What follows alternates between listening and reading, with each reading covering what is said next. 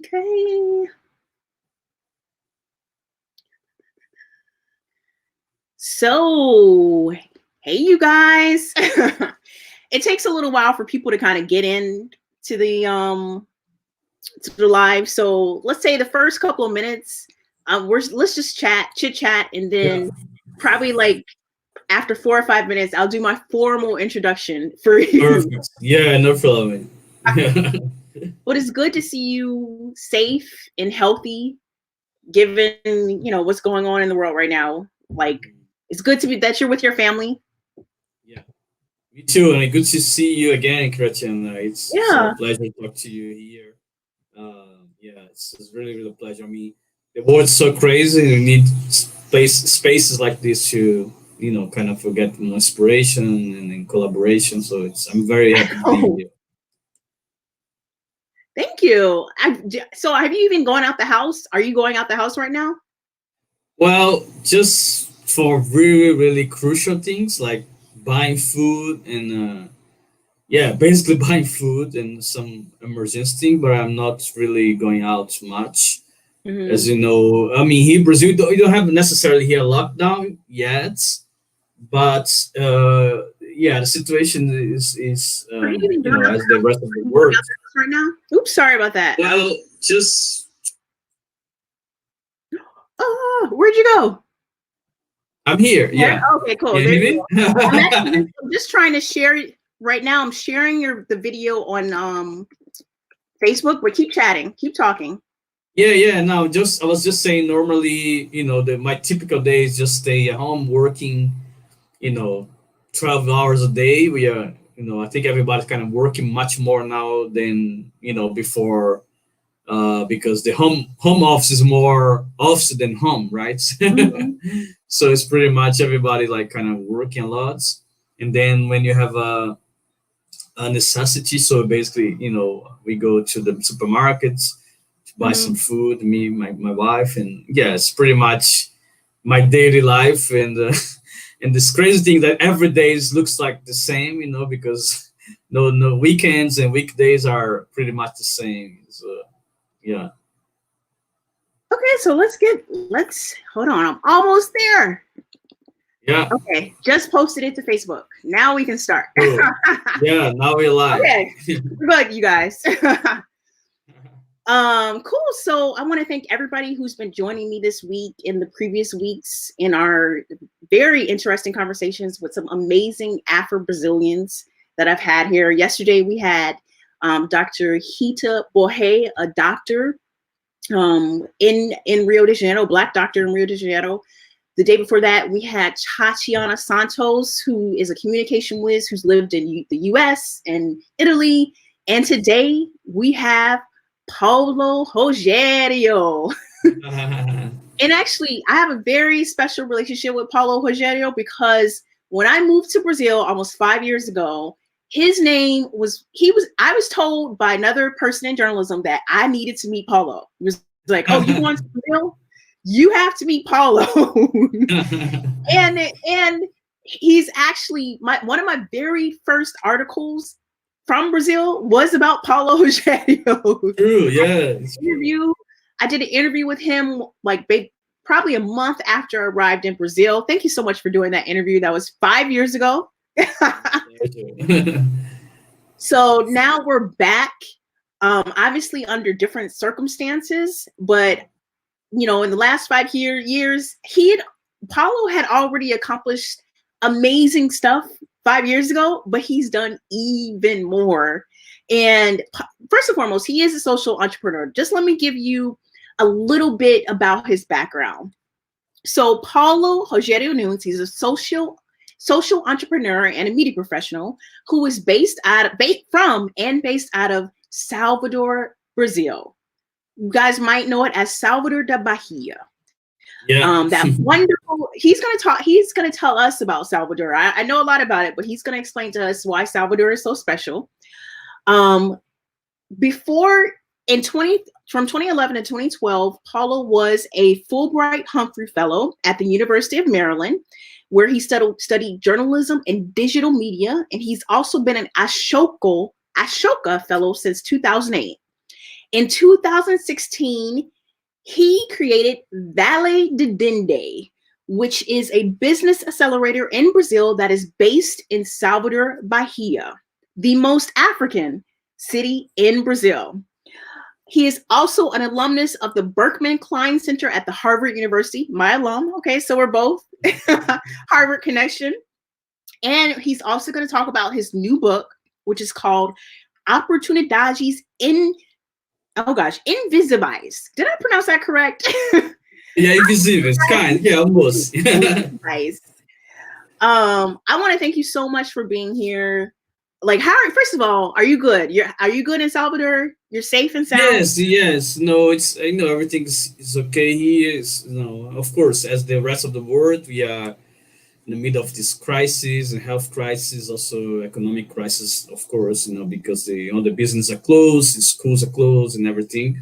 We're not necessarily locked down yet, but we are still in this mood of kind of.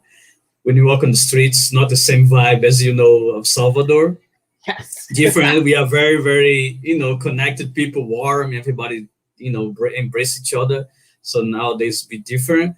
Although he a little bit. The government here managed to kind of control more the pandemic here. Different than the southeast of Brazil. Place like São Paulo and Rio have hit more so far, but he is kind of low rates of deaths, and also the people get sick. But still, it's really sad times. Trying to reinvent ourselves and trying to deal with this crisis in a possible way, in the way we can do it. Yeah. So before we go into your background, I feel like we have to set the setting. Can you tell us about Salvador de Bahia? This is the place that you're from, because I feel like your whole background is connected to where you're from, Bahia. What is the city? Why is this city so special? And then tell us about what it was like growing up in a city like Salvador Bahia. Yes, Salvador Bahia, it's a very special place in Brazil for numerous reasons. First, because it was the first capital of Brazil. Right, so for the more than 200 years, actually, it was the capital much more time than other capital in Brazil. So as you know, nowadays Brasilia is our capital. And Rio was the previous capital, but Salvador was the main. We say the cradle of Brazil, for the good reason and for the bad reason, right? The good reason because nowadays, Brazil is an important country. 200 million people. Massive land and infrastructure and everything we see. But also, the bad part is because Salvador was the source of the main interest of the Africans in Brazil because of slavery, right? So that's why Salvador is the most African city also in Brazil. And then it's also special because Salvador, it's kind of a cultural hub. And I always say Brazil has several capitals, right? So São Paulo is the business capital, all the financials, the business capital of Latin America. Rio de Janeiro is the tourist capital, it's the door of Brazil. Everybody goes to Rio. But Salvador, for me, is the cultural capital, right? So where really...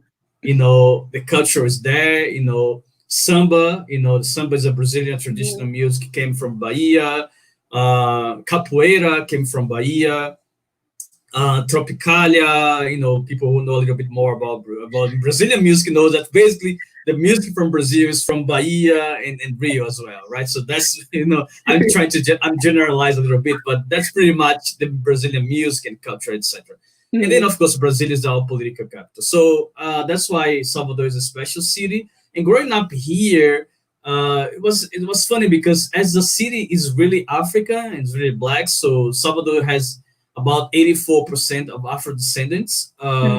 So I was born in a ghetto here in a favela. We call projects, whatever. Here you guys call projects. What do you know about projects, Paulo? Yeah, so here we call favela, or we call periferias, or outskirts.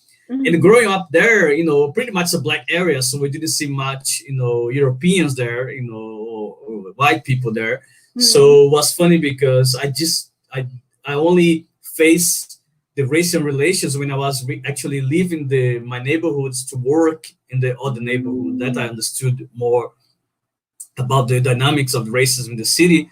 But I born in a kind of a black, kind of a rural to say, because it's even though it's the city of Salvador, but it's a more impoverished area, more poor area. So back to 80, I'm 40, I'm almost 39 years old.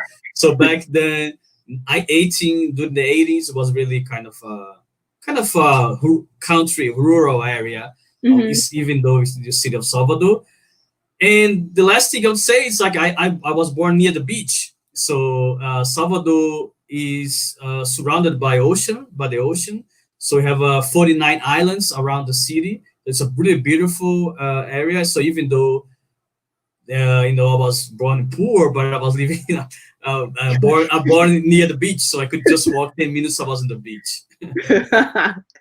And just tell us about your family life. Like, what did your parents do? Do you have siblings? Yes. You said you were born poor, but was it a type of poverty where you didn't have food, or was it like you had just enough? Or what type of poverty was it? Yeah, no, just enough. When I say the poor neighborhoods comparing to the more developed neighborhoods, but you had a family. That's several curiosity about my family. I just wrote a piece to Exames, a business magazine here in Brazil, telling a discovery that I just did recently. I discovered that my great grandfather actually was a slave. He ran away from the farm to this another city near here, Salvador. It was a very shocking discovery, but not so shocking because I don't know if you guys know, but Brazil was the last country in the Americas to abolish the slavery in 1888. So my grandfather actually born 10 years later, 1898, but still, it was like post-slavery society. So he was in the farm, so he had to run away from the farm. Anyway, so that's the saying that he was actually still on the farm that had enslaved. Yeah, exactly. No, exactly like that. Because back then, he signed a law, but it was like they didn't have WhatsApp, didn't have Facebook, Twitter. People didn't know. And also the landlord didn't wanna inform or whatever, follow the rules. So the law enforcement was not there. So basically, took maybe 20 years to actually the slavery really got freedom. That's the reality. As any law, like especially back then, to really taking place, especially in Brazil, it's totally different thing. So I learned from my great aunts that's my great grandfather.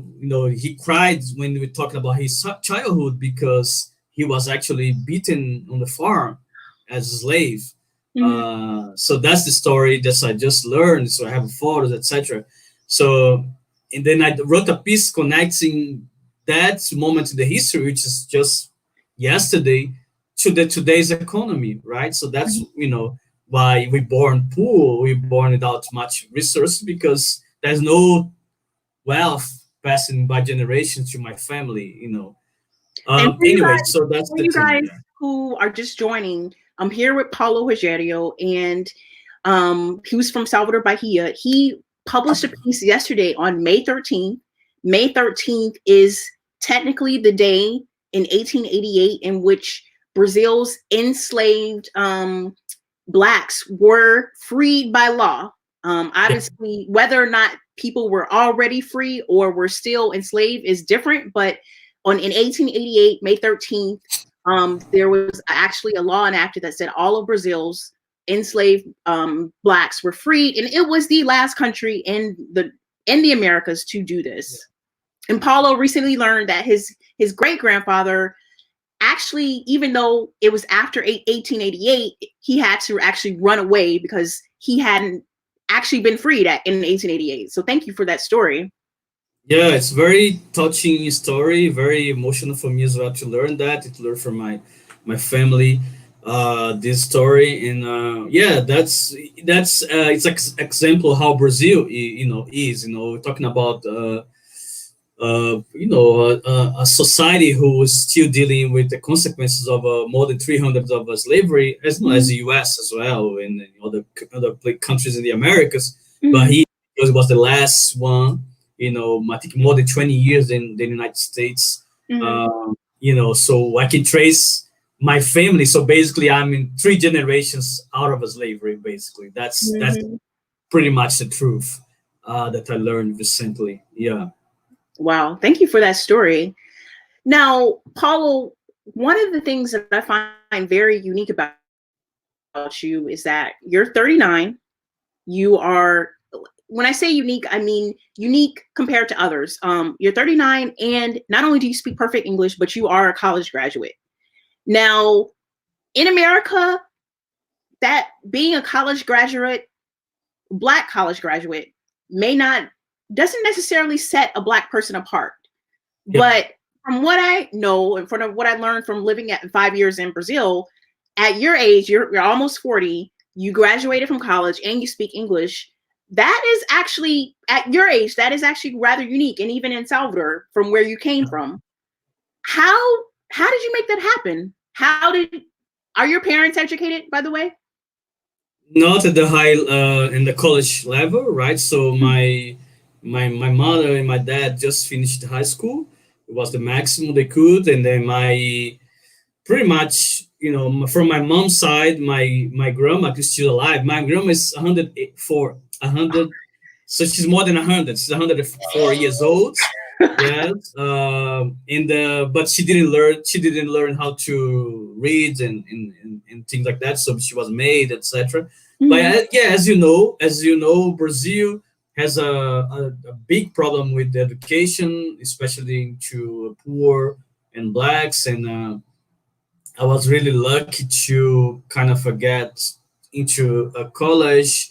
That was not something that I planned to my life back then when I was teenager. So you didn't I thought know. it was I thought it was impossible, right? Because I was the second person in my entire community, which has probably around 15,000 people, 20,000 people, to get to college, right? So no, I didn't have any reference of anybody going to college.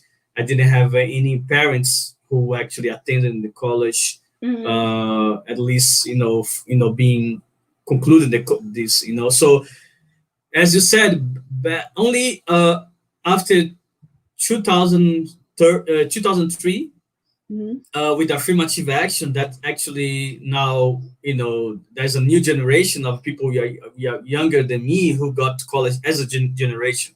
My generation really had only few people, and the previous generation was the most known. Right. So if you talk to someone who are now around the 50s, 50 years old, so probably if they have a college education, probably they are really, really exception, because it was not the case. There was only few universities, and you have to go to history. Back then, during the 40s and 30s, blacks were not even allowed to go to school, or didn't have enough schools to blacks to go, right? Actually, that's one of the things that one of my Brazilian friends tried to explain to me. They explained to me that to even go past 7th or 8th grade or elementary school, like in the 40s, the 50s, and 60s, it was almost impossible for Black people. I mean, it was almost like they always put barriers up. Oh, to go to high school, you have to pass this incredible exam or something. Exactly. And you had to really get infrastructure. So most of the especially the country in the countryside didn't have schools, right? So nowadays this university school, university school, like every city has a public school, has a kindergarten kind of, but there's a lot of universities. But back then it was not the case. So in my personal life, yes, I got lucky. My family also valued education. They said, okay, we don't have enough money to give you an amazing wealth life, but at least you're gonna get education. So I studied when the local private schools, like in the neighborhoods, they really work a lot to give me these opportunities. And then after that, I got some scholarships, and I got a scholarship to finish my college. So and then I actually was working three jobs to pay the half of the Monday to Friday.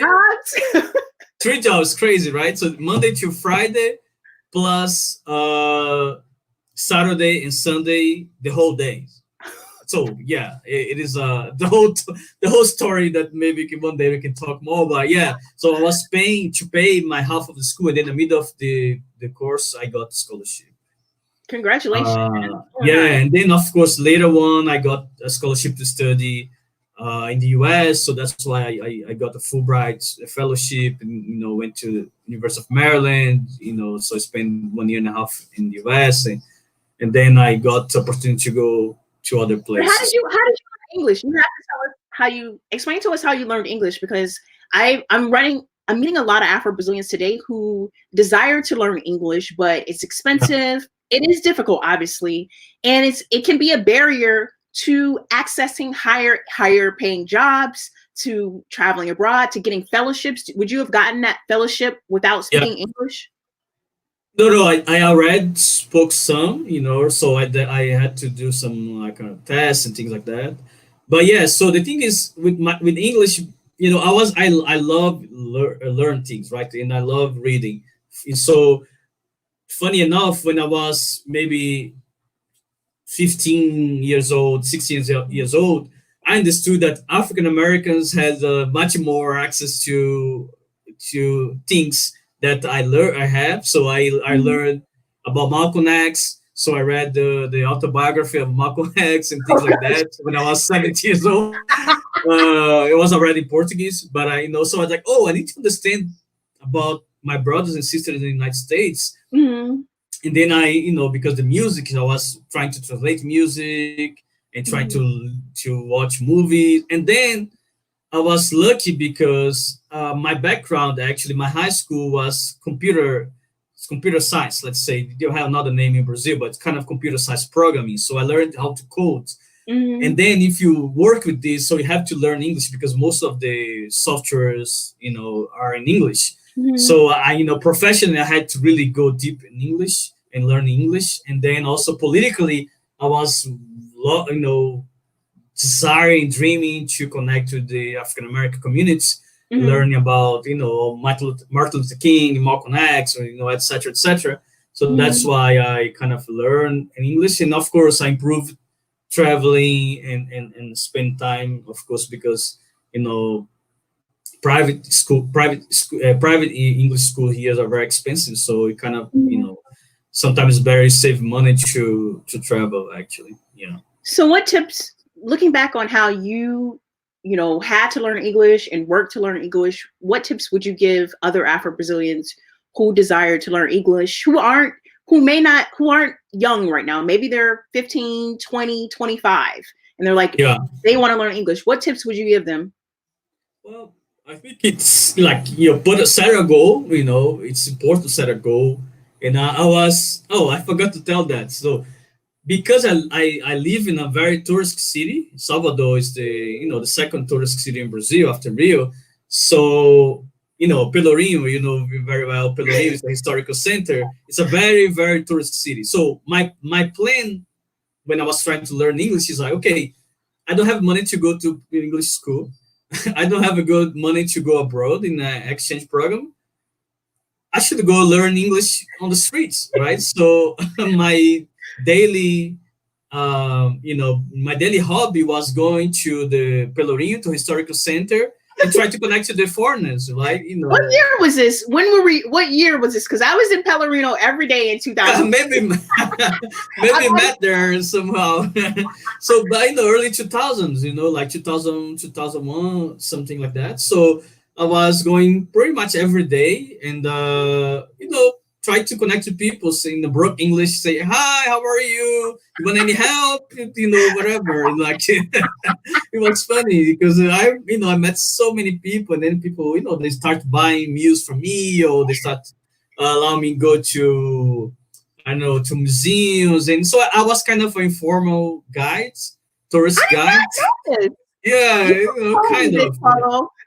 Yeah, so that's why I learned English. So I met people from all over the world, of course, some African Americans, and then that's opened many doors for me. Some, general people, but that was very, very crucial to me. So the tip is, if you live in a tourist city like Salvador, Rio, or even São Paulo, try to go to this area in the tourist. Try to connect, because they want to learn Portuguese and you want to learn English. So it's a perfect match, right?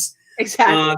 The second is, I was carrying the dictionary with me all the time, right? So back then they didn't have a app, something like that. So I was always trying to memorize. Smartphones. Yeah, I didn't have a smartphone. It seems like 30 years ago, but it was just maybe 15 years ago or something. So I was trying to just memorize words and things like that. So, but nowadays it's easier, right? So we have a Duolingo. You have many apps. So you have even Google Translator, so you can talk to anybody just and memorize. And the third is try to connect to the culture and the music, So that's very important. So of course, hip hop is more difficult for Brazilians to understand because it's much faster. There's more slangs. But music is music, so you kind of connect because pretty much they're talking about things that happen in US, happens here in Brazil, especially hip hop, right? So what I'm hearing is that you were originally a tech guy. How did you make this transition from not only being a tech guy, but also being interested in media and specifically Black media? How did you make that transition into Black media? Because here's the reason I asked this, because in America, Black media is obvious. Of course, in Brazil, of course, in the US, we're going to have Black media because Black people want Black media. But to my knowledge, that's not as natural in Brazil. So explain to me how you made that jump. No, you're right. So what's funny because, through the technology, through reading the internet. So think about that. I'm talking about 1998, 1997. I was already online because of that. Not many people, even the white people in Brazil, was not connected online because internet was not something really widespread back then, right? So you had to be either really wealthy or really techy. So I was the really tech because I was working in that. So you're gonna laugh on that. I actually had a profile on blackplanets.com. Oh my gosh! Oh my gosh! How did you have a profile on Black Planet? Yes, so that's old school. That is old school. You see, I'm revealing my age. So I was on blackplanet.com, and then I was trying to connect. I see, wow, they have a network just for Black people. That's incredible. So I was in the moment I was learning about myself, I was learning from others. What year? Sorry? What year is this? I think Black Planet could be early 2000, maybe 1999 or 2000. Yeah, something like that. And it was before Facebook, right? Yes. So that's a good story to tell. I don't know if nobody did a documentary. Maybe even before MySpace, or was it the same time as MySpace? I think it was before MySpace. I didn't know about MySpace back then. I knew Black Planet. I didn't know about MySpace. And of course ICQ. ICQ. That the ICQ we say in Portuguese.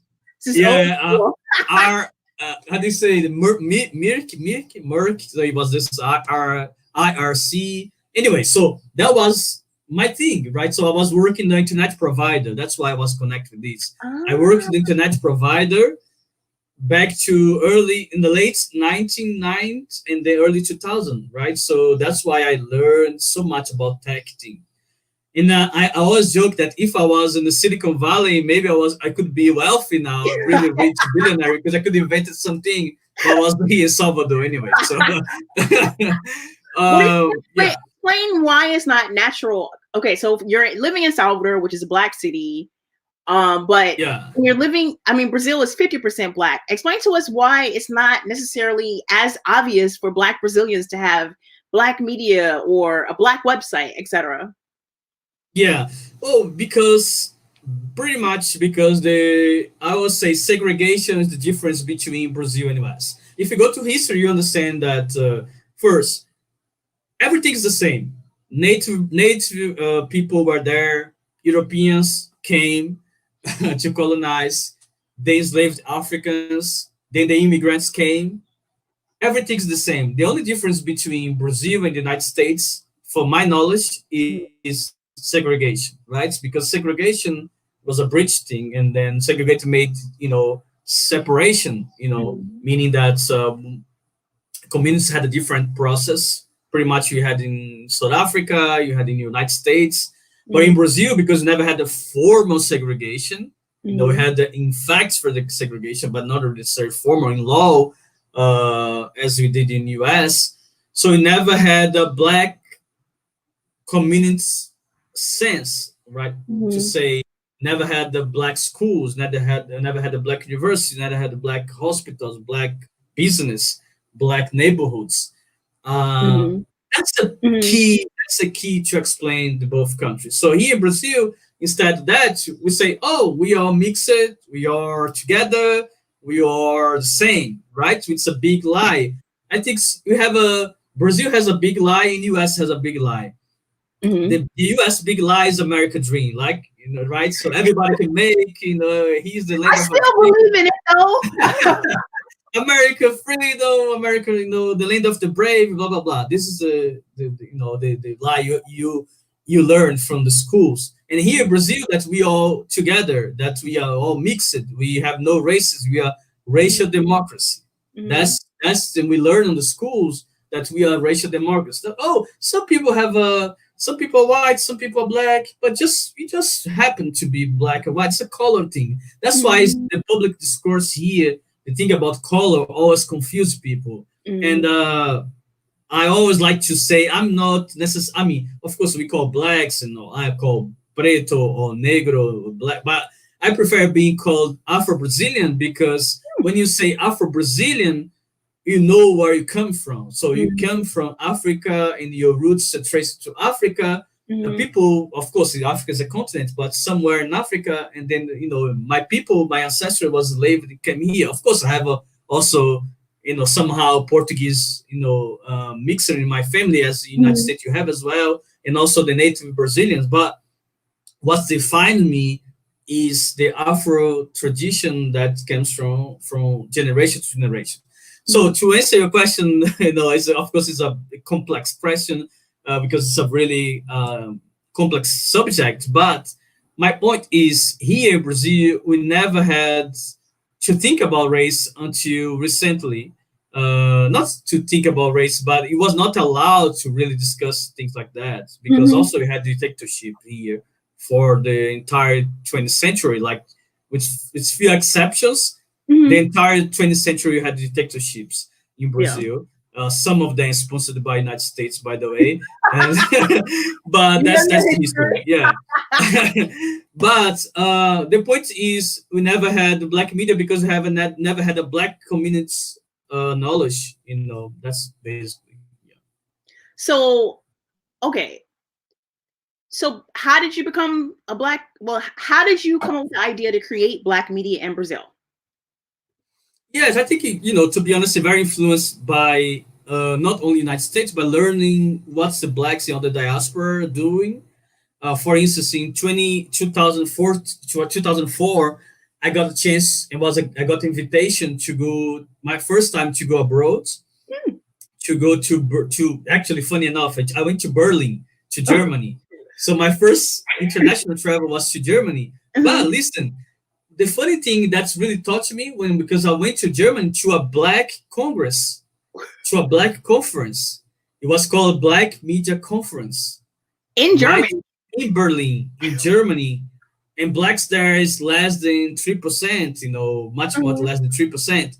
So when I got there, I see, here Blacks had their TV shows, they had the websites, they have radio shows. Say, wow, these guys are really small. They are driving nice cars. I say, wow, wait a minute.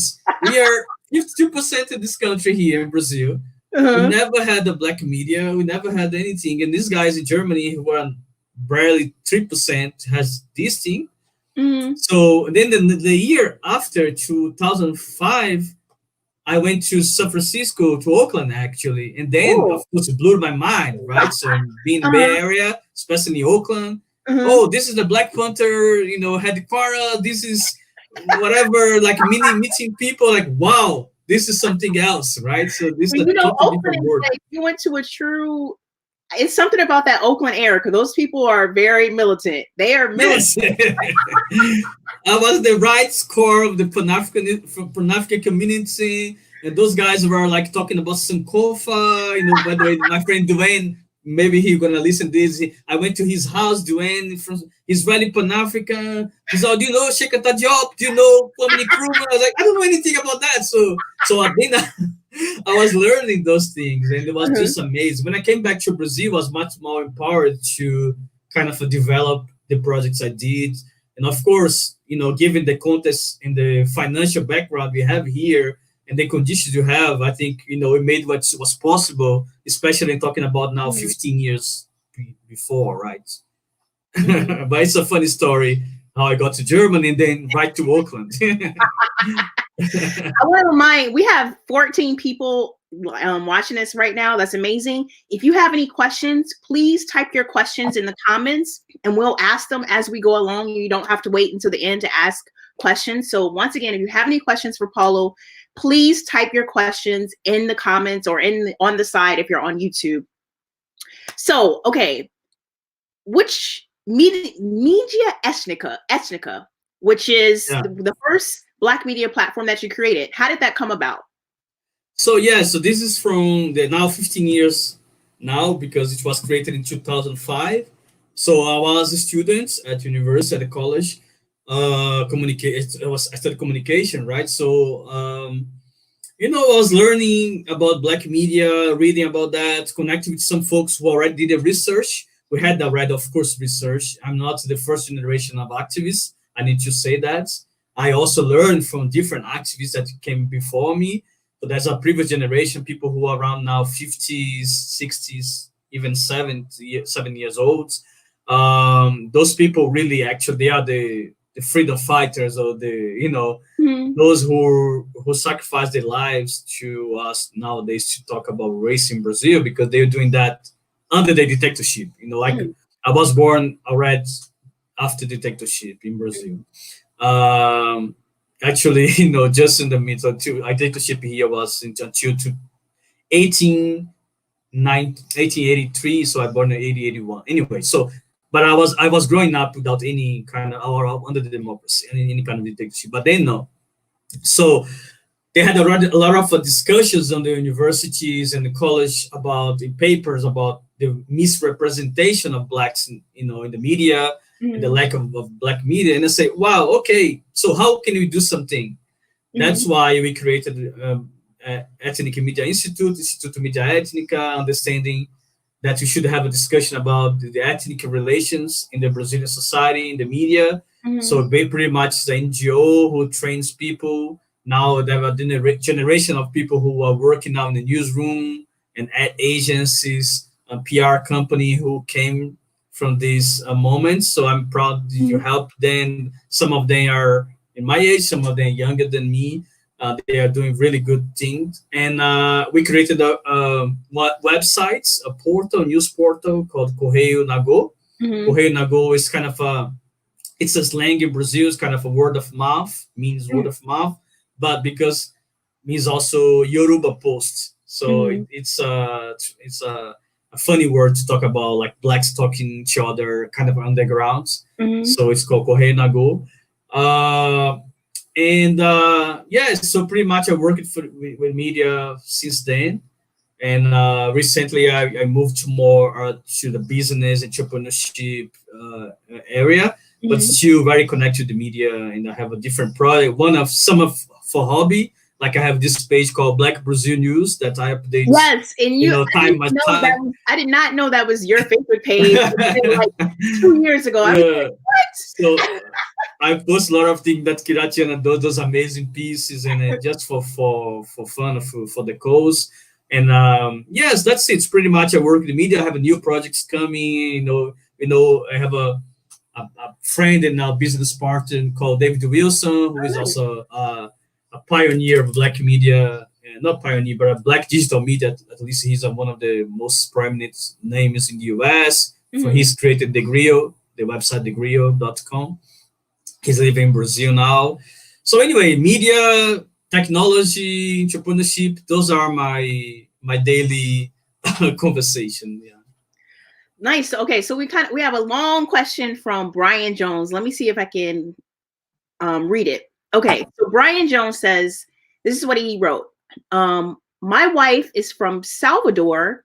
We have returned to Salvador quite often until this time of coronavirus. We see that in Salvador, all the hotel owners, most of the restaurant owners, and all the apartment landlords are white or white looking. Ironically, all these white businesses use African, Brazilian, Salvadorian culture in their advertising to promote their businesses. Cultural appropriation. Yeah. The interior, we have seen that all the mechanized farms and orchids are white owned. It's a long question. I'm sorry. Hold on. I can't. Hold on. Okay, I see. I can read now. Yeah. Let me see if I can find it. Okay, so his question is, Black farmers have small farms and Black farmers mostly cultivate their fields with the hoe, etc. How do Black business owners, entrepreneurs, Black farmers get the financing from banks for their businesses and farms to improve and expand their operations? Financing seems to only go to white Brazilians. Even government subsidies seem to only go to white business owners. So that's his very long question. That's a really great question. No, it's perfect. Thank you for the question, because allow me to talk about Black business in Brazil. So really, you're sharp in your questions. You're right. So pretty much the hotel. I mean, there's no Black hotels in the city of Salvador. So the hotels, the business, and the restaurants. Restaurants, you have some Blacks because that's different size and of course quality. Let's say, but you're right. The big business in Brazil is pretty much European. If you go on a really big scale, the most important and kind of a white looking, as you said, or non-black or non-dark skin for those who are like in other business. So this goes to history, right? So that's a piece I did exam. I don't know, Kiratiana, maybe we can share later. I want to translate that to English to publish maybe in my Medium or something, because I think it's a very I did with very emotion, kind of a hard piece, because I really touched on the slavery and connecting. Think about that. So it's just 3 generations. We are 3 generations out of slavery, and I'm not a old person, right? I'm only almost 40, so I'm just 3 generations. My mom is 2 generation. My dad, used to be 2 generations. So, you can't have successful business in infrastructure that's pretty much dominating by the people who benefited by the wealth of slavery, of more than 300 years of free work, right? That's why when you see business, that look like. Also, Brazil is a capitalist country, of course, but it's a different kind of capitalism. We are pretty much a chronic capitalism, or crony capitalism. That is so true, because it's kind of a people know. You have to know someone to get to business, right? So to get license, license nowadays a bit better, of course. And I'm not saying you only can do business with people, but nowadays a bit better. But for historically, that was you have to be inside the states to get benefits from the states. So most of people who have successful business, they actually got loans from the states. They got benefits of being connected to the state, being politicians, came from political families. So all the traditional families actually, business and politics here are hand by hand. That's not only the case of Brazil. Other countries are like that, but here it's much more. I mean, I guess it's kind of like a big business socialism. I mean, people think of this idea of socialism benefiting everyone. Well, maybe the socialism that they have in Brazil is the one that benefits the very wealthy families with big businesses. Yeah, socialism for the rich and capitalism for the frugal, right? That's pretty much what's happening here. So if you are rich, you got like really low rates for loans.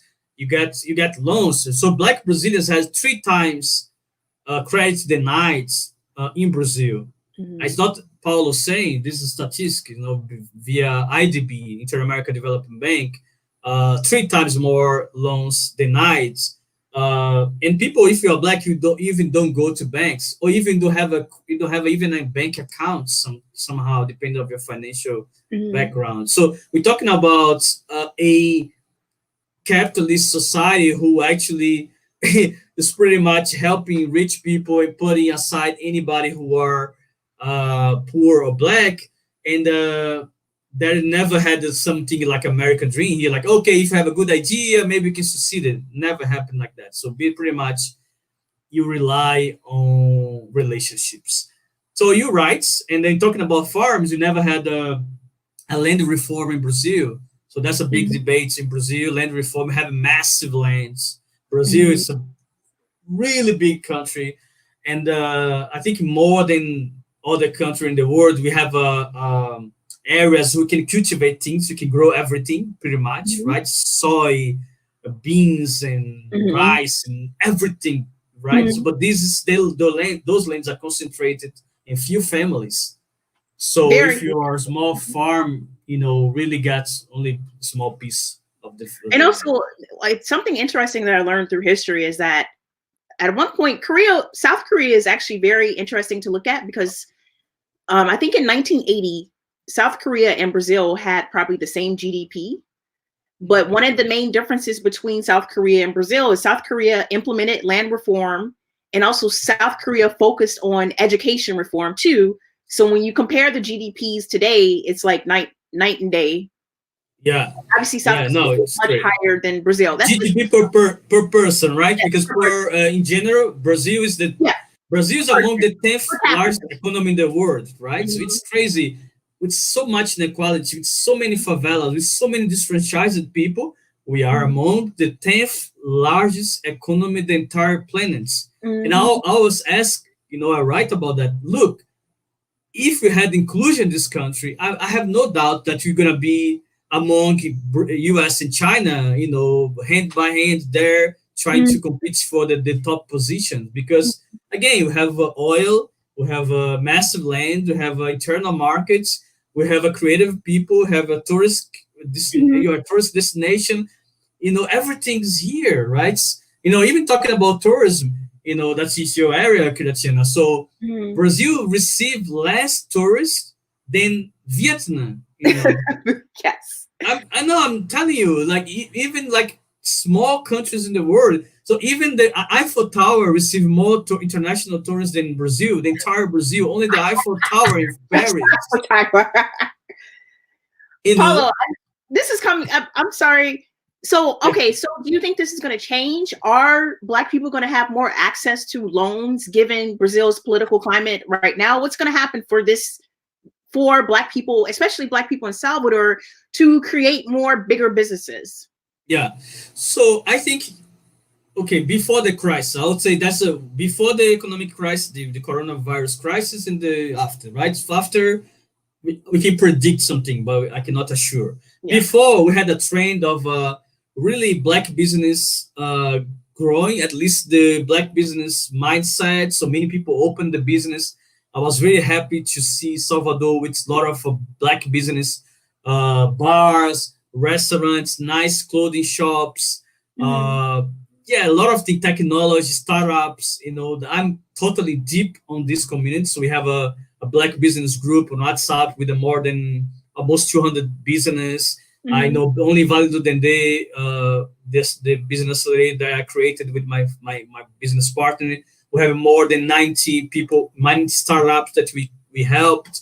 So was really, really a booming moment. So also this year, you're supposed to be Afropunk in Salvador. You're supposed to be the Black Business Film, Black Film Festival, Salvador Black Film Festival. You're supposed to be many big events, new convention center, new airports. And the city is totally reformed and totally new. The infrastructure is really nice now. Airports, metro, new metro station. The city was really skyrocketing, really. Then coronavirus crisis. Yeah. Right. So not only for Brazil, but for the entire world, it's a big question mark how the business is going to survive. So I'm seeing already many of friends closing business. Already? Friends, yeah, because if you have a bar, 1 month is enough to you to be broken, right? Yeah. So especially there's no access to loans in the stimulus package. You also had the stimulus package here, that hasn't but arrived. only helps the rich, right? Only helps if you have a relationship with the banks. If you're a small business, you don't get that. So I'm very sad and I'm very, very, very worried about the next upcoming years because I have no idea how those businesses will survive. And the last point I made about this is this pandemic and this crisis is gonna push society to the virtual world, to the digital world, right? So that's also my area. I said, I'm very into technology. So of course we're gonna see much more virtual reality, augmented reality, delivery, e-commerce, blah blah blah. But this is gonna help people who are middle class, upper middle class, and mostly Europeans. Black people, they don't use technology as they should use if you're a small restaurant, if you're a small shop. So now we're in the turning point in the history of Brazil. That's why I wrote this piece in this really prestigious business magazine. It's kind of a Forbes or something of Brazil. So now, if you don't do something quickly, the country will face really, really bad years, in the future. Years? You think it's going to be years before Brazil recovers? Yeah, to recover the economic crisis is probably going to take years, unless the government help. But as you know, the government of Brazil and the United States are not the most helpful governments in the history. You guys have 2 more years of your president. Yes, that's true. We only have, I don't know, 6 more months. yeah. You're living this crazy times, but we still have a few years upcoming on these these crazy presidents. So I want to remind you guys that we're here with Paulo Rogério, who's a social entrepreneur focusing on technology in Salvador, Bahia. If you guys have any questions, please write them in the comments on the sides. We're taking questions as we go through the live. We probably have, I'm not going to make him go too long because I have been known to go 1.5 hours, but so get your questions in. I do have a couple of more questions I want to ask as Paulo. So write your questions down and I'll interrupt my questions to get your questions in. My next question is, we know that you had the opportunity to live in the US for 1.5 years. Can you talk about this opportunity and tell us what were some of your most memorable experiences living in the US? Because in my experience being around you, you're like the most American Brazilian I know. Just the way you carry yourself, the way you do business, it's very American style. So tell us how that experience in America came about and how it impacted you, and tell us some interesting stories. Oh, yes. I think being 1.5 years in the United States, not being there as clean work or something like that, not saying bad things about this important profession, but because most of Brazilians, even the white Brazilians, when they go to United States, is really to work in the lower jobs, let's say. But as I was there as a Fulbright Fellow, so a lot of doors opened to me in a different way. So that's something interesting because I was having access to, diplomats. So going to MIT, I spent time at MIT, Harvard, all the circles of a U.S. wealth and things like that. But also because I was Black, I was in the two worlds, right? So I was going to these embassies gathering in Washington, D.C., by going also to Anacostia or to Silver Spring and hang out with the Ethiopians. That's another story that I love to say. How did you ever hang out with Ethiopia? I'm just kidding. Which was amazing for me because I kind of live the two worlds of the United States, because you guys have these, of course, very multicultural society and the different layers of society. So I was lucky to really navigate and going to visit the New York Times to meet the editors, Washington Post, but also hang out with the hoods. And I did hang out a lot of hood and meet a lot of great grassroots leaders and things like that. So for me, it was, to be honest, that year was the most important year for my life in terms of personal learning and personal development, right? Because okay, I'll tell you my journey in the United States. So first, I got United States actually to study English, for 3 months in Oregon.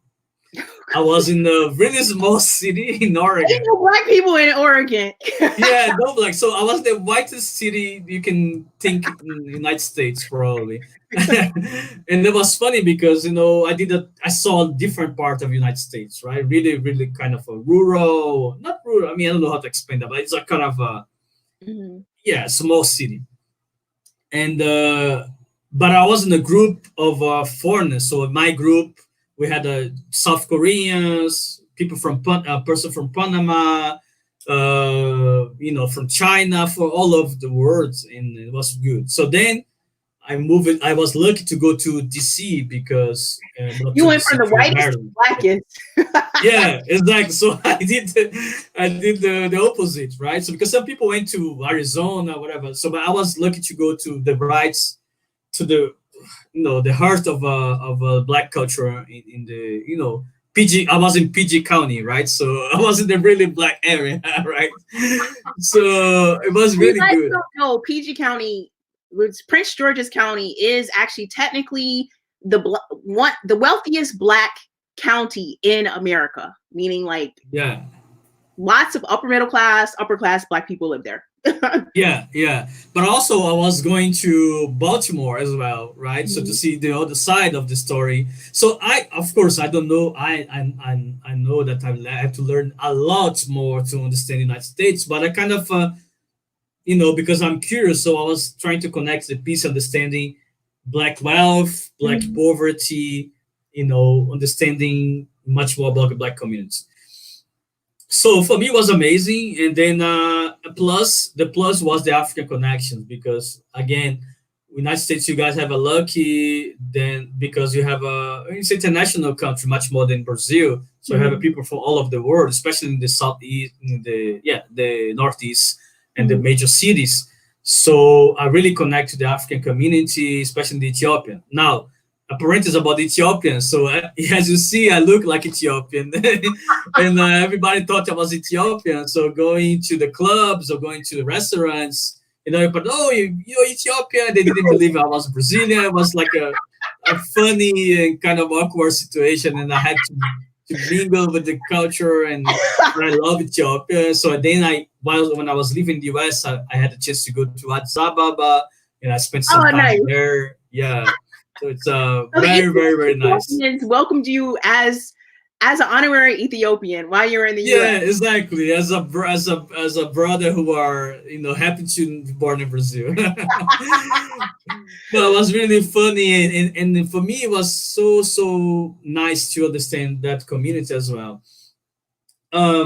So anyway, I think yes, of course, this shaped a little bit my view of the world. I don't say that I'm most probably see the most American, but I say probably not only me, but I'm very international connected. So that's probably say American, but probably you meant more international because not only that. So I traveled to Africa, so I spent some time in not living there, but I visited Nigeria, Ghana, Ethiopia, South Africa, Mozambique. So I travel. I lived also in Europe. I don't know if you know that, but I lived in Serbia. The When? whitest country you can find. When did you live in Serbia? I lived in, before I moved to the United States with the scholarship. I got another scholarship to live 3 months in Serbia, in the Eastern Europe, right? Former Yugoslavia, right? I don't know how to say Yugoslavia.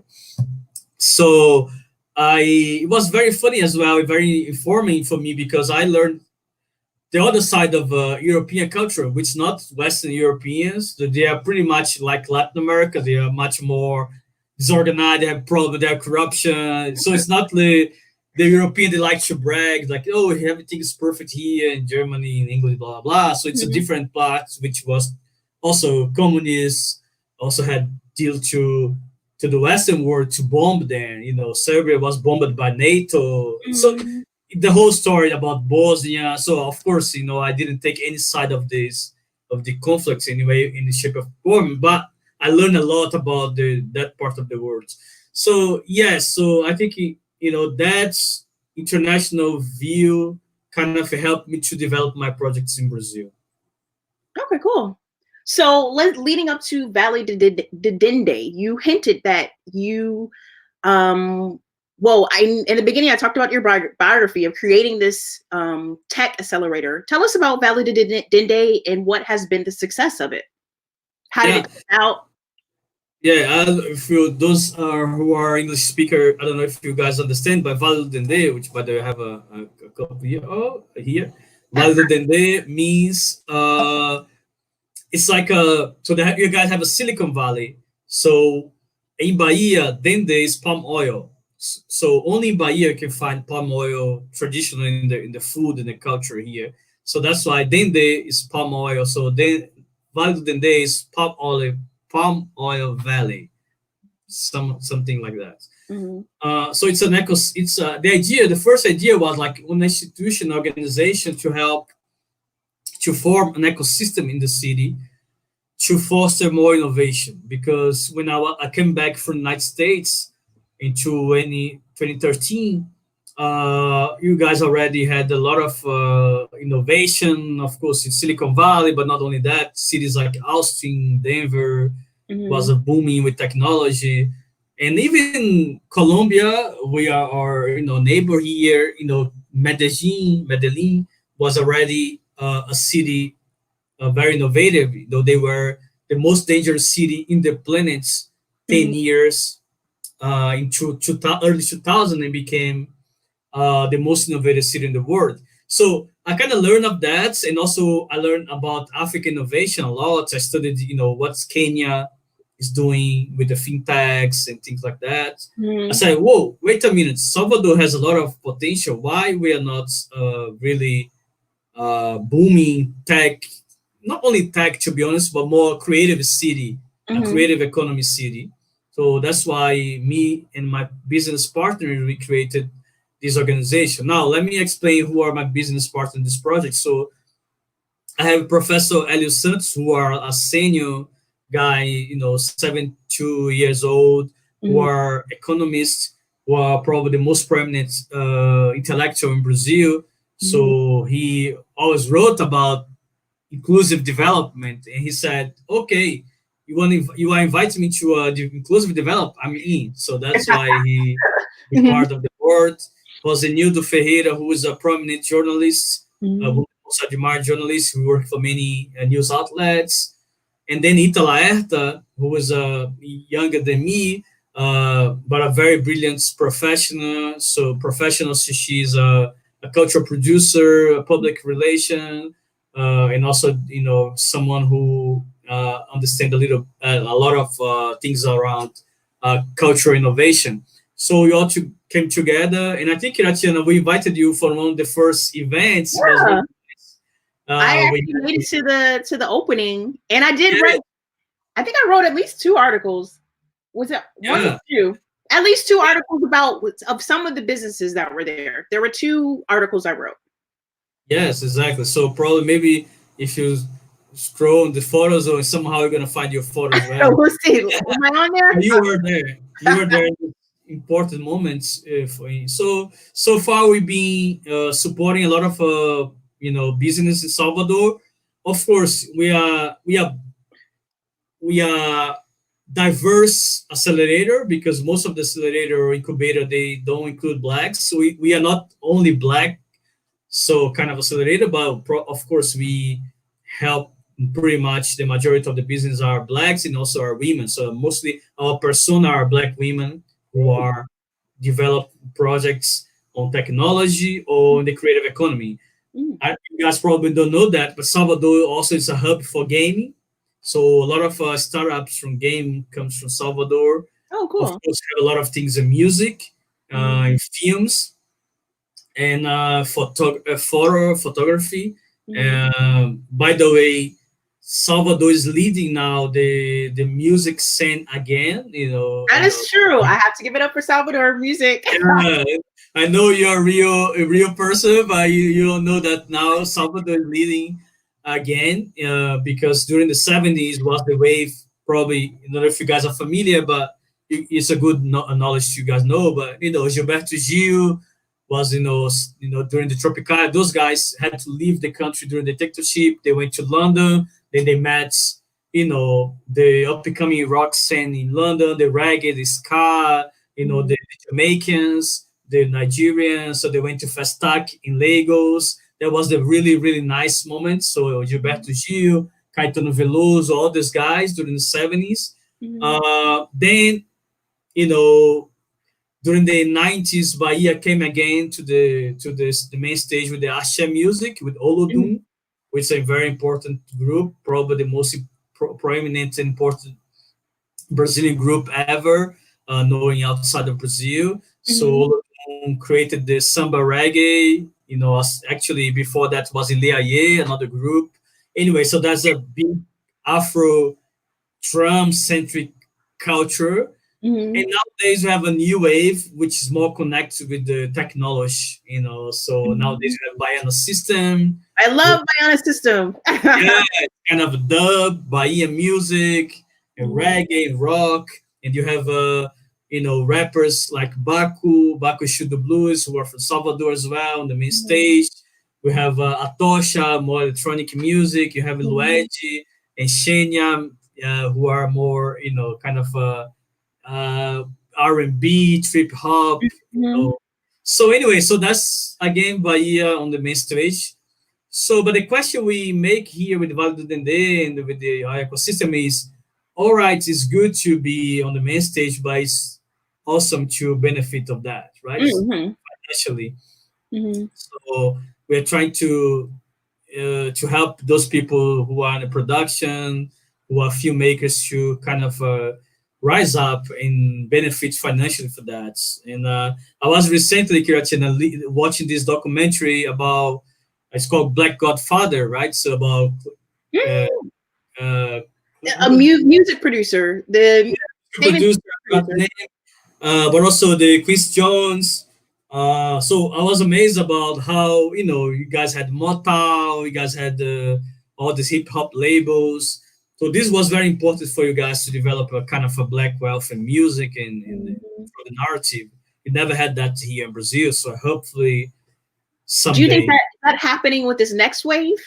Like, is the next wave of music being generated? Now, granted, with the Ashe and even with the Afro locals, that generated obviously wealth for Black people. But do you think that it's going to be even more with the new wave of Black R&B, and I guess you would call it Afro?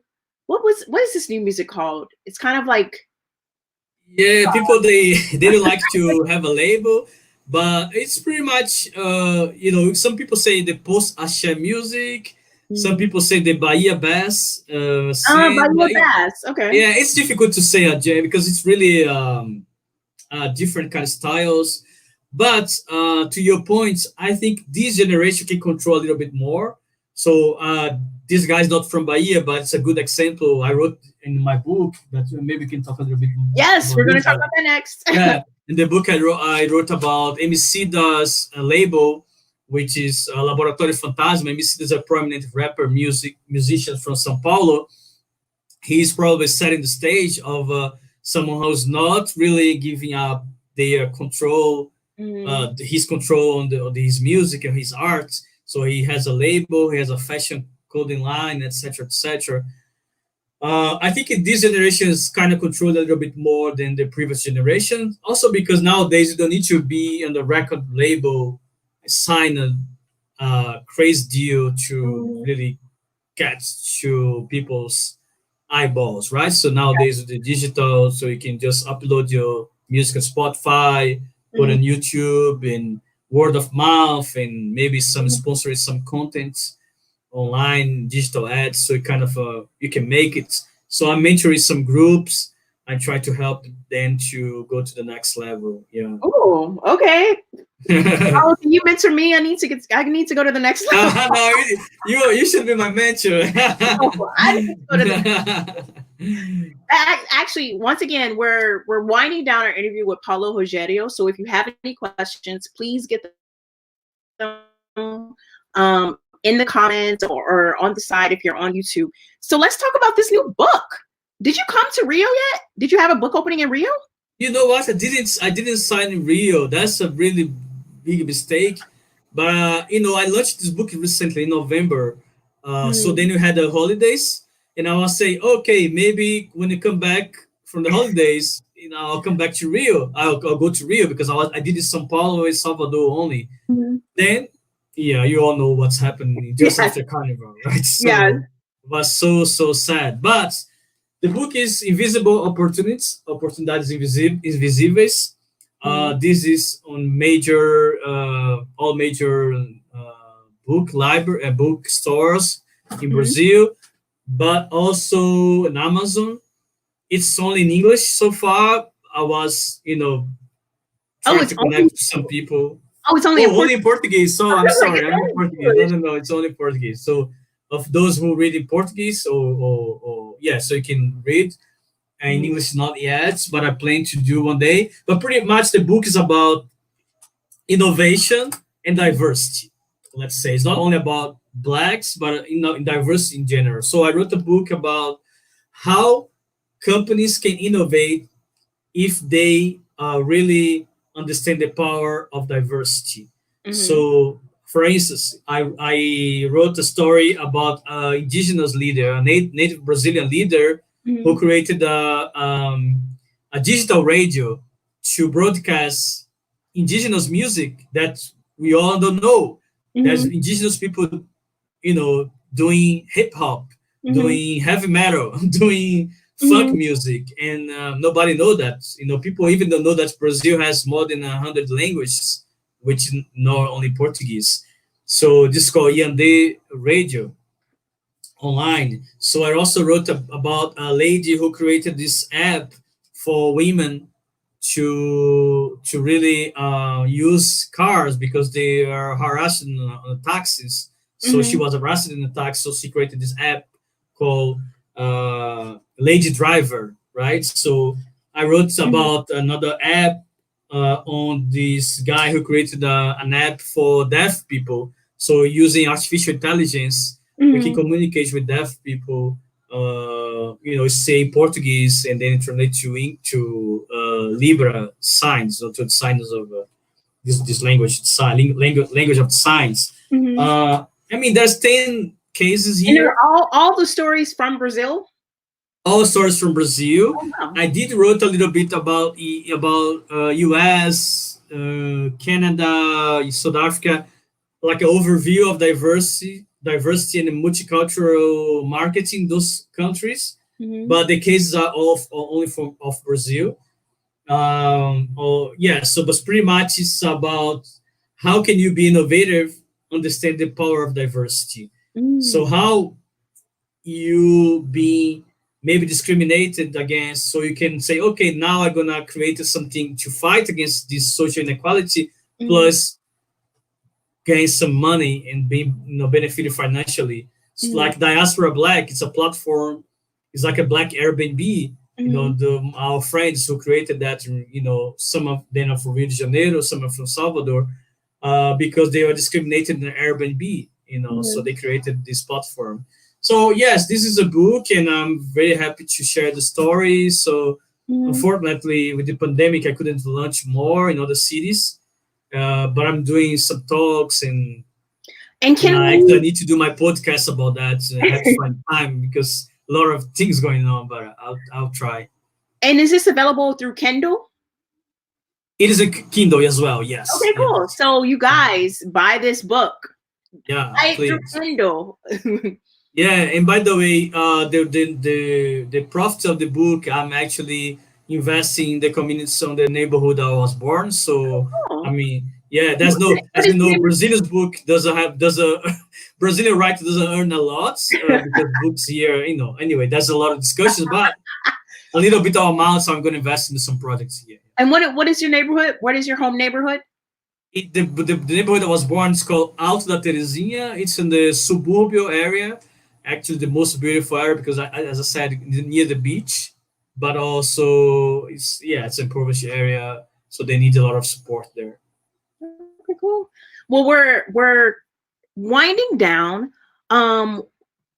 Is there anything that I missed? Like, are there any particular Black businesses in Brazil that you want us to know about? And also, please tell us more about your partnership with David Wilson. Like, what do you guys plan to do? Because this sounds like that Afro-Brazilian, African-American partnership that we need to see more of in the world. Yeah. No, this is very true.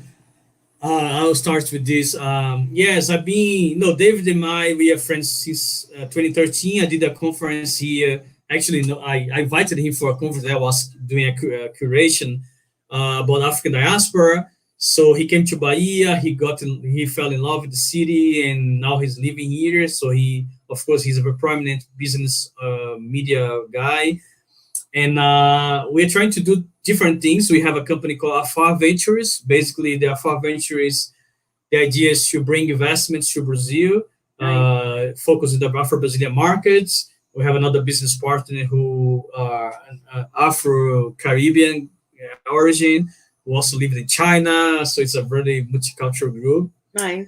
But so one of our clients was Afropunk. So actually, we were responsible to consulting with Afropunk to make them choose about Brazil to do the festival here. Nice. We all know that no festivals probably this year. We not official for the Afropunk side, but all the festivals are being canceled. Not only in Brazil, all over the world. Mm-hmm. We don't know. But we're also trying to do things on the media space, and like with films, we are trying to work the stream platforms to create the products.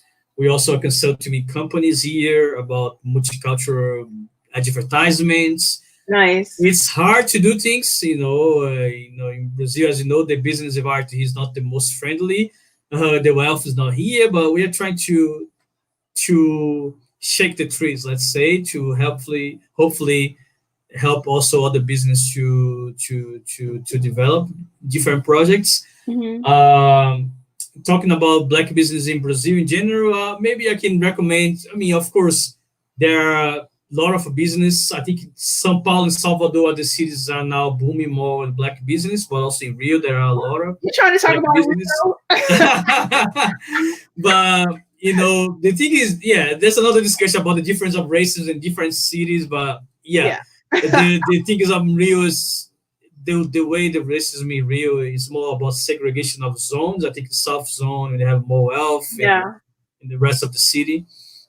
But also, I know there's a lot of friends who are doing business in Rio as well. But I would say, okay, you can follow startups like Afro Saúde, which is the first health tech focused on Afro-Brazilians from here from Salvador. They are trying to connect Black doctors, Black nurses and things. And now, specifically in the pandemics, they are really, really into help with the coronavirus. So I'll recommend this startup. Sorry, there's another one called Dendê, which is more a lifestyle and fashion brands. I think they'll grow a lot as well. I think those I can recommend on top of my head. But again, there are, Feira Preta in São Paulo has a big network of hundreds of business. Here in my book, I talk about my friend Shongani, who has a brand called Shongani, fashion brand. In Rio, that my friend Luana is doing things as well with Instituto Identidades, trying to help business and especially professionals. Well, I mean, there are a lot of things to do, but I think the missed part of this is investments and the connection to Afro-Brazilians and African Americans and the Afro diaspora, right? So I always say that all the groups, they are very connected, right? The German descendants here, they are connected to German counterparts in Germany. The Italian descendants, they are connected not only informally, they have the Chamber of Commerce. The Arab Brazilians, they are connected to the Arab in the continents. The Jewish, they are connected to the Jewish continents. I never thought about this. You're bringing up something that I've actually never thought about. Well, you should do a piece or do a research about that. I can give you some info. So they are really connected.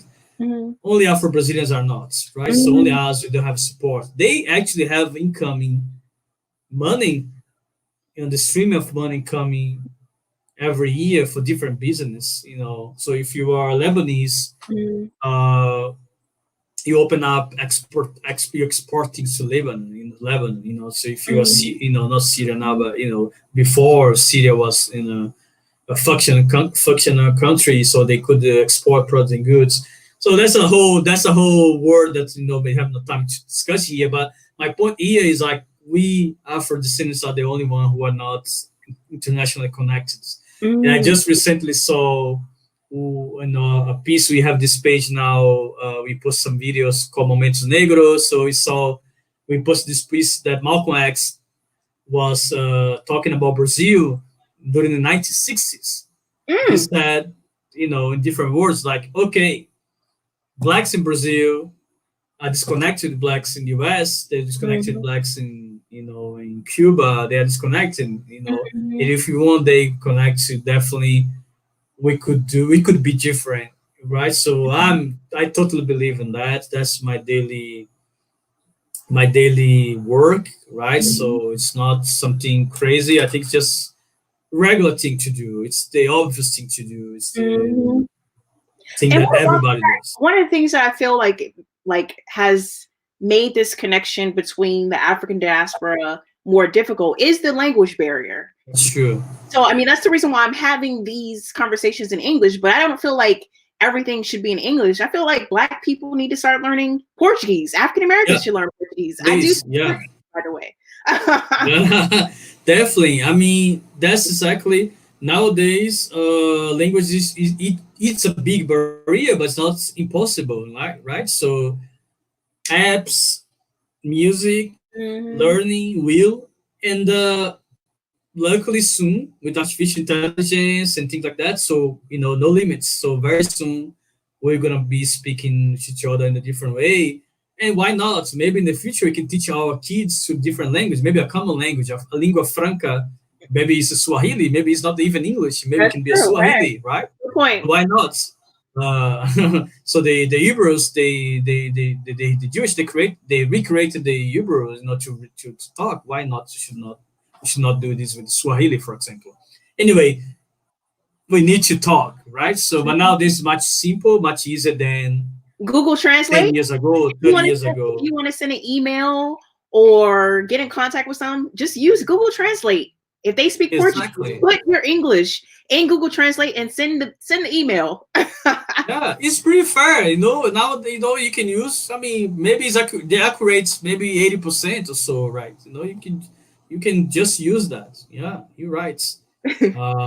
That's very true. And then you can use WhatsApp and I just found this app. You can put subtitles and things, use artificial intelligence. Anyway, there is no limits for us. Think about that. Marcus Garvey, during the 1930s and 20s, he had his newspaper translated into Portuguese in Brazil. Really? Do you have a copy of this? Yes, I mean, if you go to history, you can find people. The black press here in Brazil was translating content from the Black Star, what was the name? Black Word. I forgot the name. The Negro Word, something like that was the newspaper. In Spanish it's the same. And back then there was people who are part of the Marcus Garvey organization here in Brazil and Colombia, and there was no WhatsApp, no That's impressive. Facebook, no YouTube. But there's no excuse for us. So closing out, what's the best way to get in contact with you? I mean, maybe give us an Instagram if people want to connect with you, or whatever, however you prefer. No, yes, definitely Instagram. I'm posting. I posting much more nowadays. The Instagram, so guys can go there. And I post some videos and articles. Sorry, and also Instagram. Follow Black Brazil News. It's not like a professional page on Facebook. Black Brazil News only on Facebook. But I put articles. So you have any articles, you can just send me. I can post there. It's just not official, not a company, just a hobby. I post there. What else? Twitter. I'm not big on Twitter, but basically pretty much Instagram, LinkedIn. I'm there as well. Paulo Rogério Nunes. So a more professional business thing I'm there. And Telegram as well. So that's it. Okay, cool.